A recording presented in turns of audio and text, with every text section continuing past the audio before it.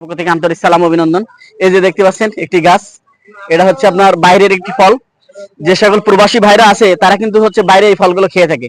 আমাদের দেশে কিন্তু হচ্ছে আমরা অধিকাংশ মানুষ কিন্তু এটা কি ফল আমরা কিন্তু জানি না, এটা যে কেমন খেতে সেটাও কিন্তু আমরা জানি না। আমি সে সকল ভাইদেরকে বলবো এগুলো বাইরের একটি ফল, আমরা নিজ বাসায় লাগাই। এই ফলটা কেমন খাতে সুস্বাদু সেটা আমরা প্রমাণ করবো হচ্ছে নিজেরা বাসায় লাগাই। তাই বলবো যে দেখেন ভাই, বাইরের ফল আমরা নিজ বাসায় লাগাই। এই যে দেখেন, এটা আপনার পিস ফল।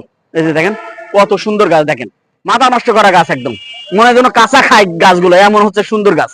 এই যে সচরাচর কিন্তু এমন ধরনের গাছ কিন্তু পাওয়া যায় না। এই যে দেখেন আমাদের কাছে কিন্তু পেয়ে যাবেন।